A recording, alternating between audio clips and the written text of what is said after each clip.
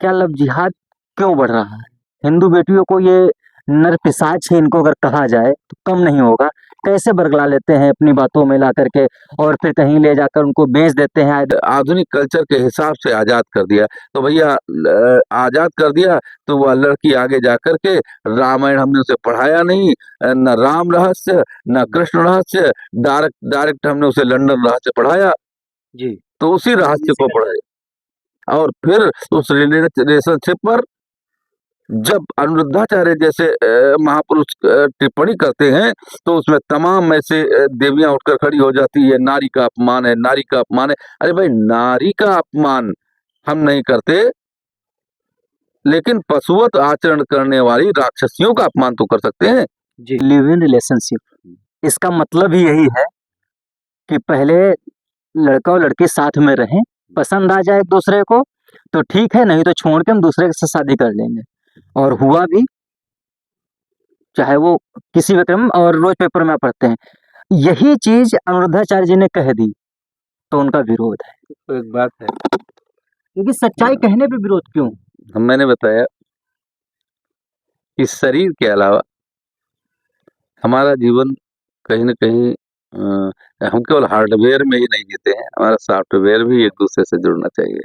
हुँ, तो जो केवल हार्डवेयर का परीक्षण हम एक दूसरे से जुड़े रह सकते हैं, जब तक सॉफ्टवेयर नहीं जुड़ेगा। तो सॉफ्टवेयर, पहले हम लोग कहते थे कि भाई फर्स्ट लव, जी। पहला प्रेम। पहले प्रेम में ये ताकत रहती थी कि लैला मजनू के लिए मर जाते थे और मजनू लैला के लिए मर जाते थे, हैं? और आज नारी का जो अवतार है, किस नारी का आज धरा पर फिर अवतार हो रहा है।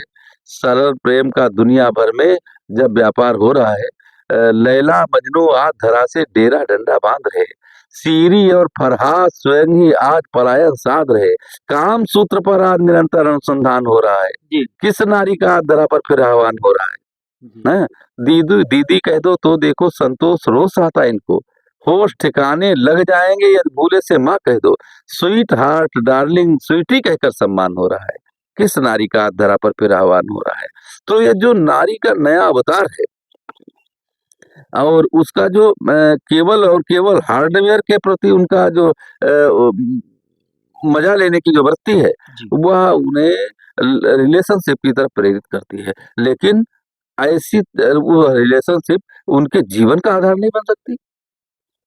अब भविष्य में आप जब देखेंगे आने वाले समय में इसका दुष्परिणाम, इसका भयंकर दुष्परिणाम, जहाँ पर सॉफ्टवेयर नहीं जुड़ा है, केवल हार्डवेयर के लिए वो ऐसा कर रहे हैं, उसका दुष्परिणाम पूरे समाज को झेलना होगा इस रिलेशनशिप का। और पुनः फिर एक बार वह उसी बाल विवाह की तरफ वापस आएंगे कि जब लड़की लड़का युवा हो रहा होता है, तब लड़के को बताया जाता है कि भाई तेरा विवाह हो चुका है, कहाँ का तेरी पत्नी जो है फला गांव में है, उसका गौना होगा आगे जा करके।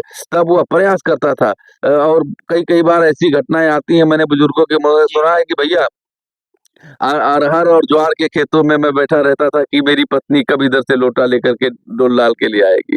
जब वह पागलपन उस अपनी प्रेयसी के लिए होगा और फिर जब उनका वह जुड़ाव होगा और फिर वह प्रथम मिलन होगा, तो उस प्रथम मिलन के बाद वह सीता होगी, सती होगी, सावित्री होगी, अनुसुईया होगी अपने पति के प्रति।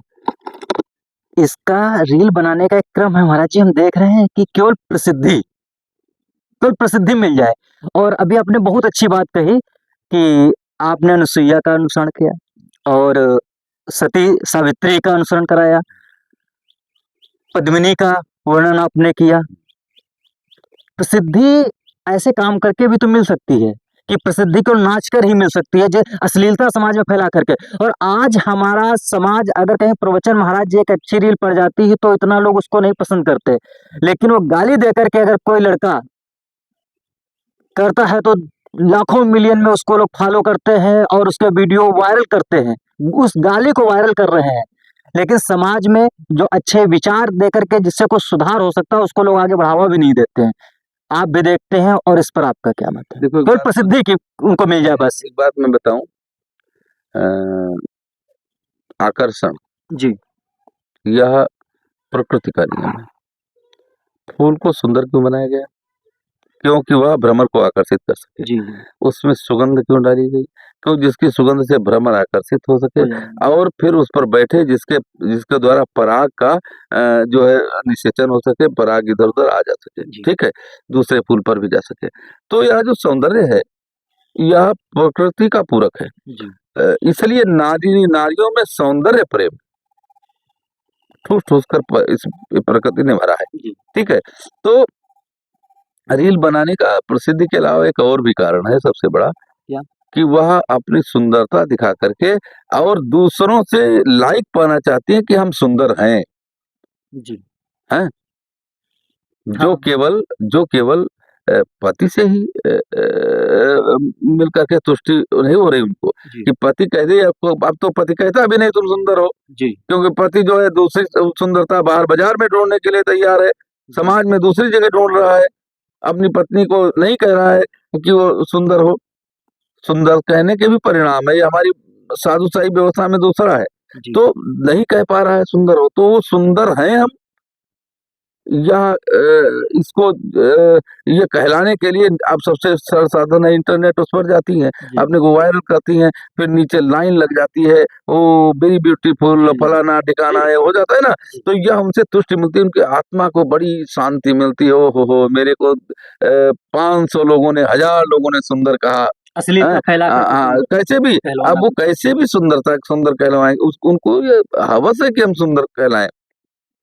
सुंदरता बड़ी घातक होती है। जी सुंदरता जो हृदय की सुंदरता है, राम ने सदैव जानकी में हृदय की सुंदरता देखी। जी लेकिन एक बार चुन कुसुम सुहाए, निज कर भूषण राम बनाए, सीतहि पहिराए अति सादर, बैठे फटिक शिला पर सुंदर। ज्यों ही राम का जानकी का श्रृंगार राम ने किया, तुरंत जयंत ने देखा, अब आकर के और जो उस आक्षेप हुआ, अंत में फिर अंत में जानकी का अपहरण हो गया।